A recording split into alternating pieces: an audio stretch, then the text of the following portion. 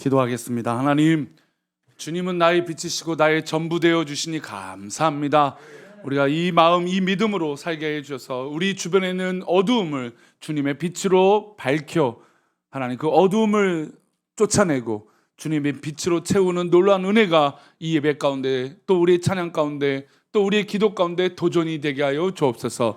이 시간 우리 가운데 함께 하시고 은혜 내려주시며 말씀 가운데 전하는 저에게, 또 듣는 우리 모든 성도에게 같은 마음을 허락하여 주옵소서. 함께 하실 것을 믿사오며 예수님의 이름으로 기도올리옵나이다. 아멘. 믿음의 여정, 믿음의 삶, 믿음에 대해서 지금 우리 계속해서 말씀을 나누고 있습니다.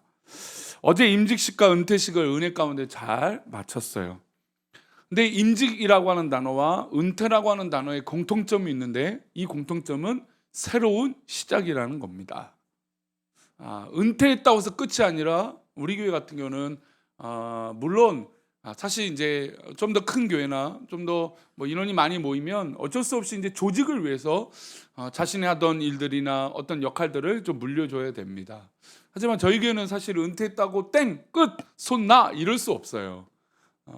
또 우리 장로님들이, 또 은퇴하신 장로님 두 분도 이렇게 겸손하시고 또 지나치지 않는 분이기에 우리 모든 성도들 아시기에 뭐 그저 이렇게 문제가 저는 전혀 생기지 않을 거라고 생각이 듭니다. 어쨌든 뭐 우리 교회의 형편상 그냥 다 은퇴하셔도 그냥 계속 그 사역들을 감당하고 또 빠짐없이 그 일들을 하셔야 되죠. 또 목사의 은퇴하랑은 좀 더 다른 것 같습니다. 은퇴를 해서 또 새로운 시작을 하고, 또 임직을 해서 새로운 시작을 한다고 하는 이 새로움이라고 하는 이 호칭과 또 배경의 변화가 일어나는 것입니다. 뭐 누구는 이것이 별거 아니라고 할 수 있습니다.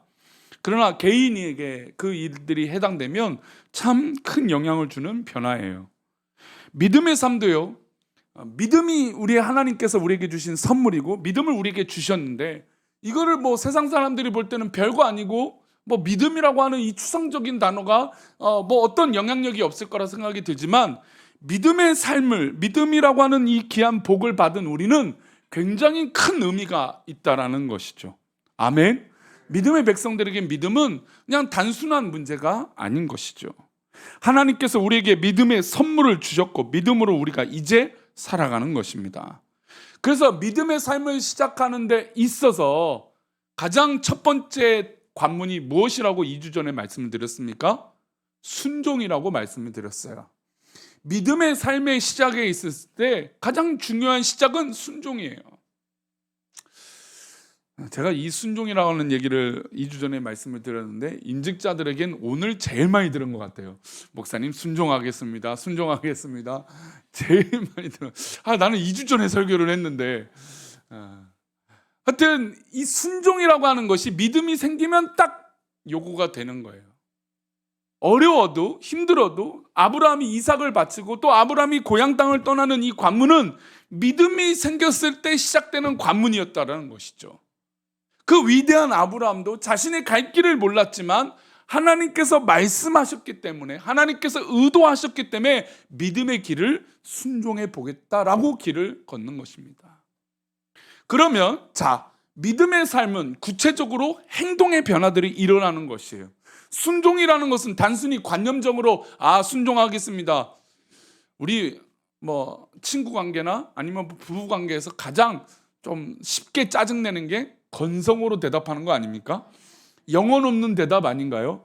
그냥 뭐 예를 들어서 저는 이제 가끔 집중하면 뭐라고 하는지 안 들릴 때가 있어요. 막 집중해요. 그러면 이제 아내 목소리가 점점 커지죠. 불러요. 몇 번 불러요. 근데 거기서 만약에 건성으로 뭐 아니면 짜증으로 대꾸를 했다. 그러면 어떻게 될까요? 이제 이게 확전이 되죠. 얘기를 잘 안 들어주면 그렇게 되는 거예요. 아닌가요? 그렇죠. 누구나 그래요. 아니 친한 친구 사이여서도요, 건성으로 대답하면 괜히 기분 나빠요. 즉 하나님의 부르심에 하나님께서 순종이라고 하는 관문을 주셨어요. 그러니까 믿음이라고 하는 선물을 주셔서 이제 순종이라고 하는 관문을 통과하게 하시는데, 우리의 행동이 그저 그냥 가식적으로 한다거나 그냥 건성으로 한다거나 영혼 없는 모습으로 했다면 안 된다는 것이죠. 즉 삶의 행동이 변화가 일어나야 되는 것이에요. 어제 우리 임직자 설교를 하시는 우리 신정일 목사님이 참 적절한 예화를 해 주셨어요. 성도는 또 임직은 은혜가 있어야 된다. 근데 그 은혜 역할이 마치 자동차에 기름을 넣는 것과 같다. 엔진에 엔진 오일을 넣는 것과 같다라는 것이죠. 자동차에 기름이 없으면 아무리 좋은 차도 달릴 수 없는 것이고, 요즘은 목사님 전기차네요. 그럼 전기는 없으면 안 됩니까? 됩니까? 안 되죠. 전기차도 충전이라는 걸 해야 돼요. 그 충전이고 엔진도 잘 굴러가게 하는 그 역할도 바로 은혜, 믿음이라는 것이죠. 즉 믿음이라고 하는 것이 있다면 이제 무엇이 있어야 되냐면 행동의 변화, 주의를 하려고 하는 행동, 은혜를 받으려고 하는 행동이 뒷받침되어져야 하는 것입니다. 이런 행동의 변화, 행동의 어떤 그런 뒷받침을 우리 주님께서 이 땅에 오셔서 가장 함축적으로 멋지게 말씀해 주신 성경 말씀이 있는데, 그것이 바로 마태복음 5장부터 7장까지 나와 있는 산상수훈이에요. 이 말씀을 보면 예수님이 아주 구체적으로, 좀 추운가 봐요. 그죠? 좀 추우신 것 같아요. 에어컨을 좀 꺼주세요. 저도 약간 양복 입었는데도 찬바람이 드네요. 네. 더우세요? 네, 온도만 조금 올려주세요. 또 이게 이렇게 이슈가 되네요. 자, 다시요. 믿음의 삶이라는 게 하나님께서 믿음을 주셨습니다. 이 믿음은 내가 얻으려고 얻는 것이 아니라 누가 주신 것이에요? 하나님 주신 것이에요. 그런데 이 믿음이 하나님께서 주셨는데 이제부터 우리가 행동으로 살아가는 관문의 시작은 순종이라고 했습니다. 근데 순종으로 살아가야 되는데 구체적으로 말씀해 주신 게 예수님이 이 땅에서 말씀해 주신 것이 있어요. 물론 이것이 전부다라고 할 수는 없지만 굉장히 함축적으로 우리에게 의미적으로 다가오는 말씀이 산상수훈인데 마태복음 5장부터 7장까지 나와 있어요. 그래서 마태복음 5장부터 7장까지 보면 굉장히 예수님께서 구체적으로 어떻게 살아가라, 어떻게 행동하라고 말씀하세요. 자, 특히 저는 믿음의 사람이 이렇게 변화된다라고 하는 조건을 오늘 본문 말씀인 43절을 먼저 읽어보겠습니다. 우리 43절입니다. 읽습니다. 시작.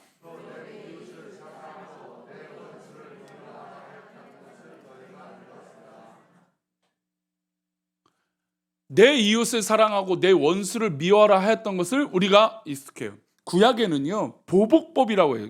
쉽게 설명하면 보복이에요. 내 눈을 다치게 하면 상대방의 눈 다치게 하는 그 사람을 해요. 내 재산에 재물을 빼앗으면 그 재산을 그만큼 갚아야 돼요. 보복이죠. 그대로 갚아요. 생명을 해앗으면 생명의 심판을 받아요. 이제 그게 구약의 율법에 있는 말씀이에요. 근데 사실은 이 율법은 하지 말라라고 하는 강점이 더 큰 거예요. 그러니까 보복을 하라라고 하는 관점의 말씀보다 그렇게 사고를 치고 또 죄를 지으면 안 된다라고 하는 강조가 더 큰 것이죠. 근데 사실은 그렇게 이해하기에는 너무나 명확한 율법이기 때문에 사람들이 그냥 있는 그대로 다 해석을 했어요. 내 오른뺨을 때려? 그럼 너도 이리 와. 내가 네 오른뺨을 때릴게. 이게 바로 구약의 습관이었고 들려왔던 것입니다. 그리고 실제로 내 이웃을 사랑하고 내 원수를 미워하라 라는 것은 굉장히 쉬운 일이죠. 그러니까 나를 사랑하는 사람을 사랑하는 것은 굉장히 쉬운 일이고 내 원수를 미워하는 건 굉장히 또 쉬운 일입니다. 이게 우리에게 익숙한 일이에요. 그런데 예수님이 들었으나라고 그러나라를 말씀하세요. 우리 44절 보겠습니다. 44절입니다. 읽겠습니다. 시작. 나는 너에게 이르노니, 나는 누구입니까? 예수님이 말씀하세요. 너희 원수를 사랑하며 너희를 박해하는 자를 위하여 기도하라. 자, 예수님이 이 땅에 오셔서 이제 믿음의 삶이라는 것은 이것이다. 너희들이 이렇게 바뀌어야 된다라고 말씀하세요. 그런데 이전에는 너희가 당하면 당한 대로 갚아주는 것이 너희의 익숙한 습관이었지만 이제는 믿음의 사람은 그렇게 살면 안 된다라는 것이죠. 믿음의 삶은 어떻게 살아야 되느냐? 너희 원수를 사랑하며 너희를 박해하는 자를 위하여 기도하라. 그런데 이게 너무나 어렵잖아요. 우리 성도님들 원수를 어떻게 사랑해요? 나에게 나를 핍박하고 나에게 좋은 말 안 하고 나에게 핍박하는 말을 하고 나에게 가시돋는 말을 하면 어떻게 사랑해요? 교회 안에서도 들으면 막 속상하죠. 근데 요즘은 한 가지 우리 좀 고민해 볼게요. 이상해서 세상에서는 오히려 또 우리 성도들이 더 관대해졌어요. 근데 교인들에게 너무나 강한 잣대를 갖다 대요. 그러니까 예전에는 세상에 불신 지옥, 예수 믿으면 천국, 천당, 예수 천당 불신 지옥 하면서 막 강력하게 메시지를 세상을 향해서 했는데 요즘은 좀 교인들에게 너무 냉정한 잣대를 대는 것 같아요. 우리 사실 연약하고 부족하고 말실수하기 쉽고 그렇잖아요. 그렇죠? 근데 마치 교회 안에서도 막 원수가 이렇게 많은지 몰라요. 근데 믿음의 삶은 너의 원수를 예수님이 사랑하라는 거예요. 게다가 박해라는 건 이건 실제적인 박해거든요. 저는 요즘 뉴스를 듣다 막 어린 이 친구들이 왕따를 저는 그냥 단순히 한 두세 반 중에 한 명? 뭐 그 정도밖에 안 될 거라 생각했어요. 아무리 그래도. 근데 보면 어렸을 때 왕따를 받았다라고 하는 통계가 굉장히 많더라고요.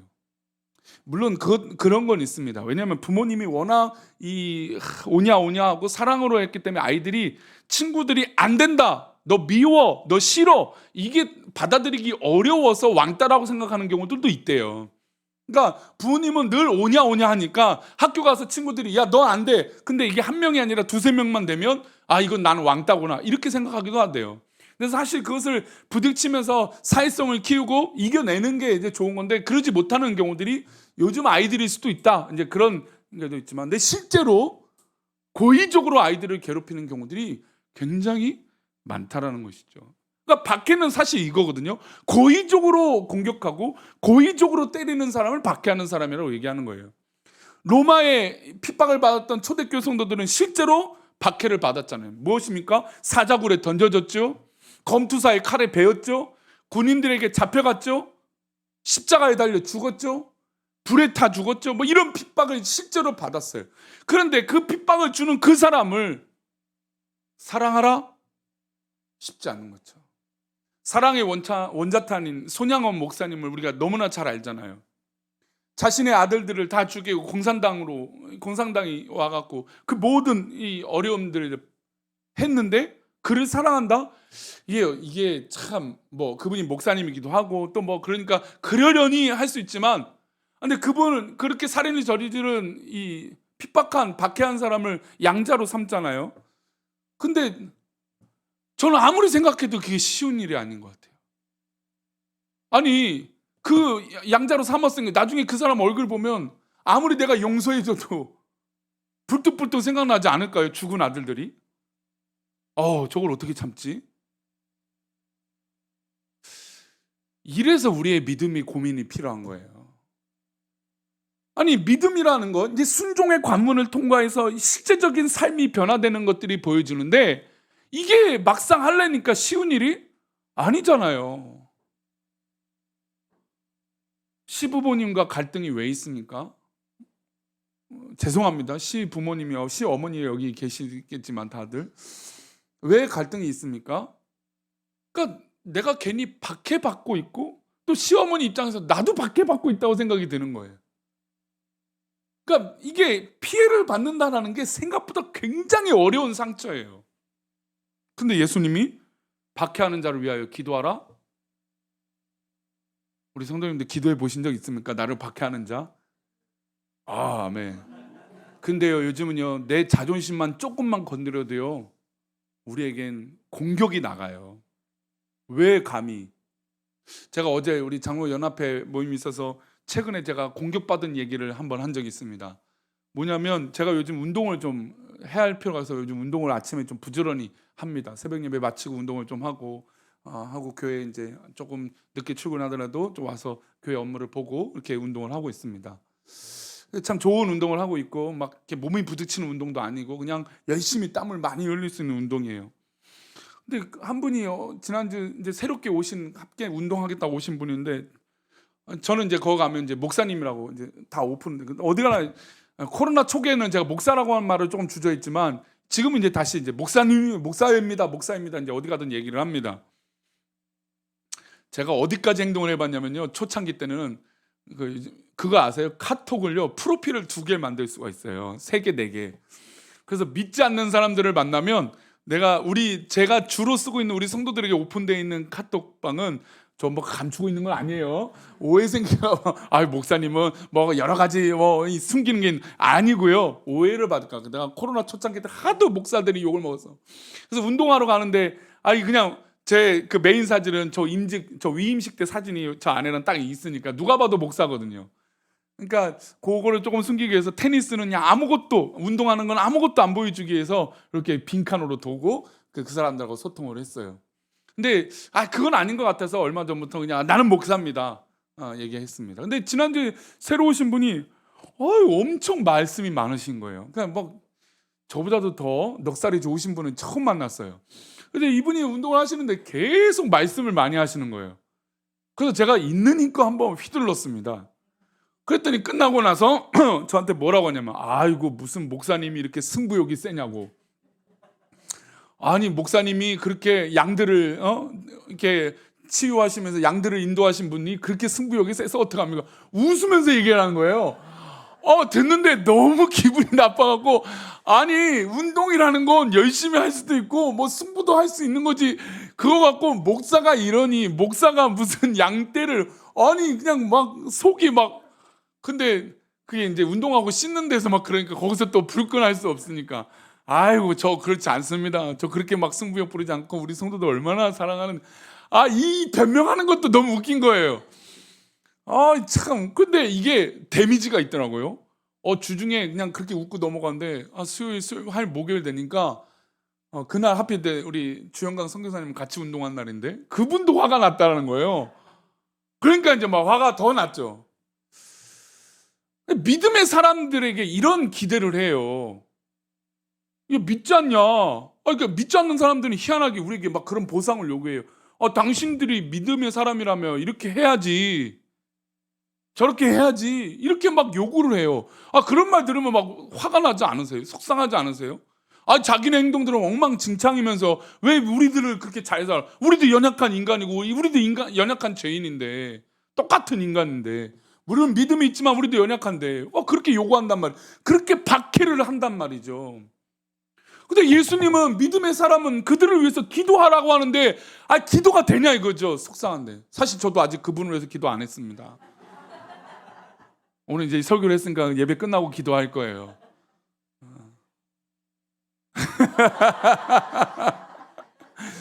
기도하세요. 근데 이게 기도라는 게 뻔히 알거든요. 우리는 기도하면 분명히 용서해야 되는 거 알아요. 분명히 기도 안 해서 문제지 기도하면 그 마음이 녹아져요. 근데 그 기도조차도 쉽지 않아요. 그러면 예수님은 지금 하시는 의도는 그냥 단순히 원수를 사랑해라, 박해하는 사람을 사랑해라 이 관념이 보다 사실 기도하라고 하는 것이 먼저라는 것이죠. 기도를 해야 이 마음을 알 수 있다라는 것이죠. 저는 믿음의 성도들에게 부담감을 주려고 하는 것이 아니에요. 용서하지 않으면 믿음이 없는 것이다. 원수를 사랑하지 않으면 믿음이 없는 것이다. 이렇게 말씀드리는 것이 아니에요. 믿음의 사람은 이게 감동이 자연스러워져야 돼요. 그러니까 은혜를 받아야 자연스럽게 행동해야지. 억지로 이거 안 하면 안 됩니다. 용서 안 하면 안 돼요. 헌금 안 하면 안 돼요. 이렇게 해서 하면은 되나요? 우리 성도님들 진짜 그렇게 하시면 돼요? 여기 목사가 강대상에서 이렇게 하세요. 이렇게 안 하시면 안 됩니다. 이렇게 하면 성도님들 그게 바뀌는 되는 걸까요? 물론 그 중에서도 우리 목사님 말씀이니까 들어야지, 순종해야지 그럴 수도 있어요. 그런데 그런 변화는 얼마 못 가요. 진짜 변화는 내 안에 예수님이 가득 채워져야 변화가 일어나는 것이에요. 진짜 사랑하는 마음이 있어야 사랑이 나가는 것이죠. 내 마음은 가짜가 있는데 내 입에서 진짜가 나갈 수 있습니까? 사랑이 없는데 사랑이 나갈 수 있어요? 그건 가짜죠. 믿음이 있다면 진짜 믿음의 모습이 나타나는 것은 이게 진짜여야죠, 내 안에. 예수님은 지금 그걸 말씀하시는 것이에요. 너희 원수를 나를 박해하는 자 사랑하는 거 쉬운 일이 아니에요. 그런데 기도하라라고 하는 것은 이 기도해야 그 마음이 풍성함과 자연스러움이 나오기 때문이에요. 보세요. 45절 말씀은 그래서 이렇게 얘기를 하세요. 45절 말씀 함께 읽겠습니다. 시작. 이같이 한즉 하늘에 계신 너의 아버지의 아들이 되리니 이는 하나님이 그 해를 악인과 선인에게 비추시며 비를 의로운 자와 불의한 자에게 내려주심이라. 이 말씀을 조금 우리는 깊이 묵상할 필요가 있습니다. 이같이 한즉 하늘에 계신 너의 아버지, 그러니까 나를 박해하는 자를 위하여 기도하고 내 원수를 사랑하면 누구의 아들이 된다고요? 아버지의 아들이 된다. 그런데 이 숫자는 뭐였습니까? 기도였죠. 기도를 하니 하나님 아버지의 마음을 알게 돼서 하나님 아버지의 아들이 됩니다. 그런데 그 기도하는 순간에 뭘 깨달을 수 있느냐? 하나님께서 해라는 것은 어려움이에요. 우리 삶에 어려움이 일어나죠. 믿지 않는 사람에게도 어려움이 일어납니다. 그렇죠? 우리 믿는다고 해서 맨날 좋은 일만 일어나지 않습니다. 우리에게 고난도 있어요. 그 해를 말하는 것이에요. 하나님이 고난이나 그 해를 누구에게 주십니까? 악인과 선인에게 비춰주세요. 즉 하나님은 인류를 사랑하시는데 우리 믿음의 사람만 딱 떼놓고 은혜를 주시고 믿지 않는 사람을 딱 내놓고 심판만 주시는 것이 아니라는 거예요. 이 땅에 살아가는 모든 인간들에게는 하나님의 섭리는 동일하다는 것입니다. 그 해를 악인과 선인에게 비춰주세요. 그리고 비는 무엇입니까? 이 중동 지역의 비는 굉장히 좋은 것이죠. 때를 따라 비가 내린다는 건 은혜예요. 지금 유럽이나 중국이 엄청나게 지금 가뭄으로 인해서 그냥 강바닥이 메말라서 유족들이 나온다잖아요. 근데 중동 지역의 비는 이거보다 더 큰 생명이에요. 비가 내려야 살 수 있는 것이죠. 아니면 사막이 더 돼버리니까. 그 비를 내려주시는데 어떤 사람들에게 내려주십니까? 의로운 자와 불의한 자에게 내려주세요. 이 얘기는 뭐냐? 이 땅에서 우리가 살고 있는 생사화복, 좋고 나쁘고 기쁘고 슬프고 하는 모든 일들은 하나님의 큰 틀 안에서는 동일해요. 그런데 이 후반절에 집중해야 되는 모습이 아니라 그 앞절의 전제가 뭐였습니까?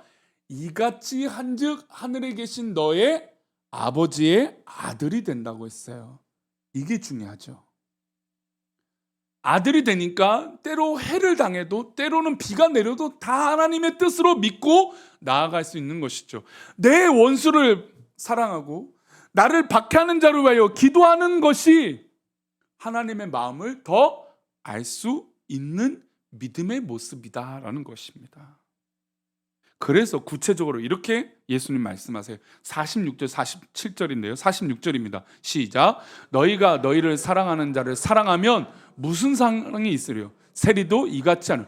좋아하는 사람만 좋아하면 무슨 상이 있습니까? 이건 누구나 할 수 있는 거죠. 그래서 교회 안에서 끼리끼리 오늘 하여튼 그 얘기가 중요한 게 아니어서 사랑하는 건 누구나 할 수 있는 거죠. 나에게 떡 주는 사람에게 내가 떡 주는 게 뭐가 어려운 일입니까? 물론 떡을 받아도 안 주는 것도 문제겠지만, 네, 그 사랑하는 자를 사랑하는 게 뭐가 어려워요? 물론 그것도 어려울 수도 있죠, 그렇죠? 요즘 하루 이기적이라고 하니까. 근데 그래도 쉬운 거잖아요. 근데 예수님 볼 때도 이건 쉬운 것이다. 당연하다. 그건 상이 없다. 세리도 이렇게 한다. 근데 이게 굉장히 기분 나쁜 얘기예요. 유대인들 입장에선. 예수님이 저렇게 말씀하신데 왜 우리를 감히 세리랑 비교하냐? 세리도 이와 같이. 여러분 믿지 않는 사람들이 선을 행하고 좋은 일 행하는 건 우리보다 더 잘하는 사람들 많아요. 세리도 그렇게 한다니까요. 근데 우리는 그걸 그렇게 똑같이 하는 사람들이 아니에요. 우리는 기도함으로 하나님 마음을 알아서 행동하는 사람이라는 것이죠. 47절 말씀을 읽고 좀 마치겠습니다. 47절입니다. 시작. 또 너희가 너희 형제가만 무난하면 남보다 더하는 것이 무엇이냐? 이방인들도 이같이 아니하느냐?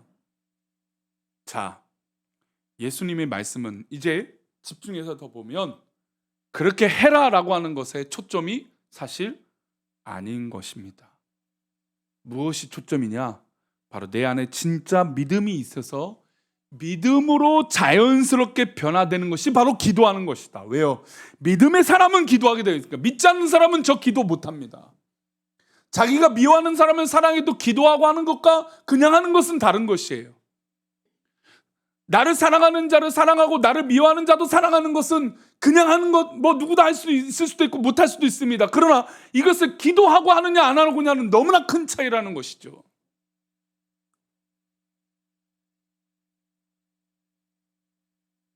감동에서 자연스럽게 내 행동이 바뀌는 우리 성숙한 믿음의 모습들이 되기를 축복합니다. 우리 성도님들, 우리 자녀들, 우리 손주들 키워봐서 아시겠지만 아무리 백날 잔소리해도 우리 부모님 입에서 나오는 건 너 닮은 자식 낳아봐야 내 마음 안다. 이게 우리 부모의 답이에요. 왜요? 백날 얘기해도 안 되거든요. 그럼 예수님도 지금 하시는 말씀이, 잘 보세요. 물론 이것을 있는 그대로 말씀을 받아들이는 것도 중요한 부분입니다. 저는 그것을 감안하라는 뜻은 아니에요. 근데 조금 더 본질적인 이야기를 하고 싶었던 거예요.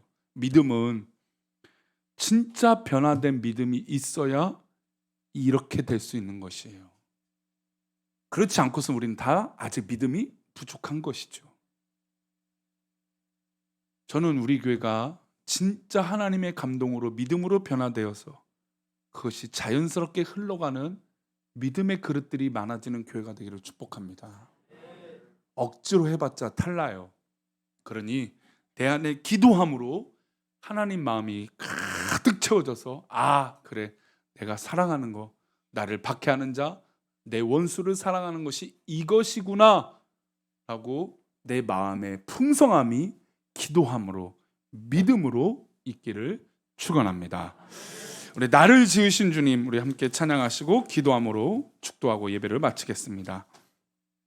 예배를 마치면 우리 아까 말씀드린 대로 임직자들과 또 은퇴하신 분들, 또 우리 안수 집사님은 떡을 나눠주시면 인사하고 축복하겠습니다. 나를 지으신 주님, 나를 지으신 주님, 내 안에 계셔.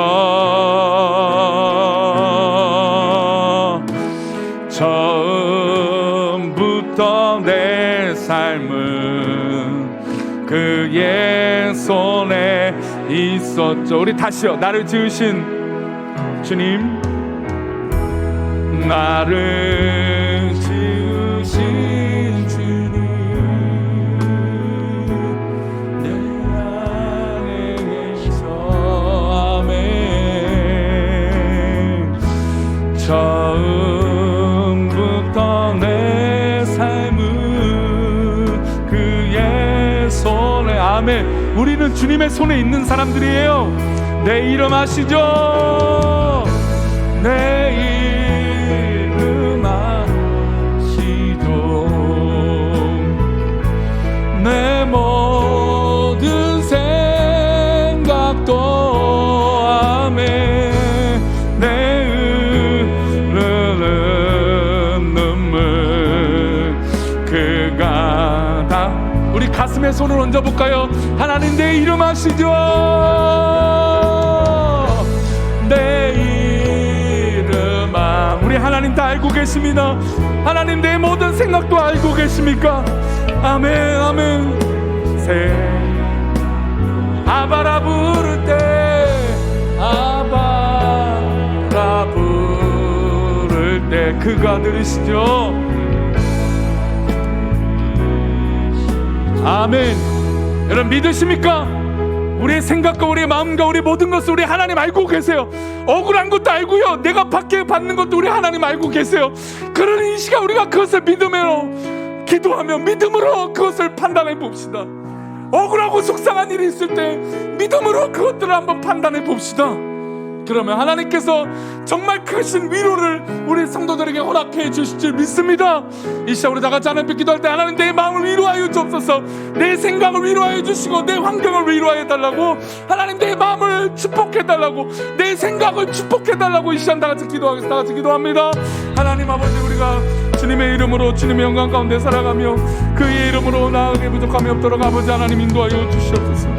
주님 은혜를 베풀어 주셔서 그 영광 가운데 나아가며 그 기쁨으로 살게 부족함이 없도록 아버지 하나님 붙잡아 주시옵소서. 주여 주여, 우리 성도들을 위하여 억울하고 죽겠습니다. 속상해서 죽겠습니다. 근데 왜 하나님 우리가 어떻게 사랑합니까? 어떻게 그 사람을 사랑합니까? 어떻게 그 인들을 행합니까? 아버지, 아버지,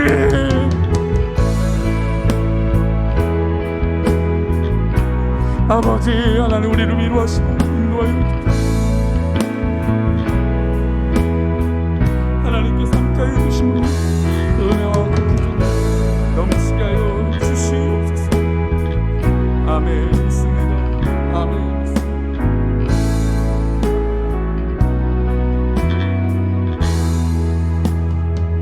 하나님 아버지, 우리가 인생을 살다 보면 나의 심장을 깊게 찌르는 비수가 꽂힐 때가 있고, 도무지 저 원수가 저 박해하는 자를 이해할 수 없는 그럴 때가 있습니다.